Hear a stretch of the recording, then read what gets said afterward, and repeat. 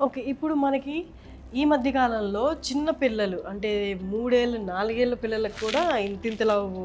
అద్దాలొచ్చేస్తున్నాయి. హ్మ్. దానికి ఆయుర్వేదిక్‌లో సంజీవని నేత్రాలయాలో పరిష్కారం ఉందా? వాటిని మనం మయోపియా అని అంటాము. అంటే ఎప్పుడైతే మనం దగ్గరది అయితే ప్రాపర్‌గా చూడగలుగుతాము. కానీ అదే దూరం ఉండేసరికి అది చూడలేము. అలాంటి కేసెస్‌ని మయోపియా అంటాం. నార్మల్‌గా -1, -2 ఇలాంటి పవర్స్‌కి ఎక్కువ ఇబ్బంది ఉండదు. కానీ ఎవరికైతే -5, -6 ఇలా మోర్ దెన్ -5 పవర్ అయితే ఉంటదో ఆ కేసెస్‌లో దాన్ని హై మయోపియా అని అంటారు. ఆ హై మయోపియా వల్ల ఏమవుతుందంటే అది రెటినా పైన ఎఫెక్ట్ చేస్తూ అక్కడ రెటినా ప్రాబ్లమ్స్ అనేవి క్రియేట్ చేస్తుంది. ఓకే.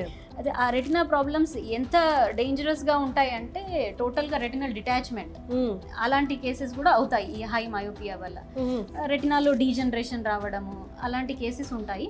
అయితే వాటన్నిటికీ కూడా మనం ఇక్కడ కరెక్ట్గా ట్రీట్మెంట్ ఇస్తూ ఆ ప్రాబ్లమ్ని కూడా క్లియర్ చేసుకోవచ్చు. అంటే ఇప్పుడు 3 ఏళ్ళు, 4 ఏళ్ల పిల్లల్లో ఇంత ఐసైట్ కనిపించింది, మయోపియా కనిపించింది అనుకోండి, -4, -5 అలా కనిపించింది అనుకోండి, వాళ్ళకి ఎన్ని మంత్స్ పడుతుంది నార్మల్ అవ్వడానికి? ఇప్పుడు మరీ చిన్న పిల్లలైతే వాళ్ళలో ఏంటంటే మనం చూడాల్సి వస్తుంది. ఒక 18 to 25 ఇయర్స్ వరకు అది పెరుగుతూనే ఉంటుంది. దాన్ని మనం ప్రోగ్రెసివ్ మయోపియా అంటాం. అదే వాళ్ళల్లో మనం అబ్జర్వ్ చేస్తాము. అది ఆ పిల్లలలో కూడా ఆ పవర్ని రిడ్యూస్ చేసుకోవడానికి, విజన్ ఇంప్రూవ్ చేసుకోవడానికి మనం ఇక్కడ ఓరల్ ట్రీట్మెంట్ కూడా ఇస్తాము, థెరపీస్ కూడా చేస్తాము. కానీ దాంతోపాటు ఒక 18, 20, 25 ఇయర్స్ వరకు కూడా ఆ ప్రోగ్రెషన్ అనేది తక్కువ చేసుకోవడానికి కూడా మనం ట్రీట్మెంట్ అనేది ఇస్తాము. ఓకే.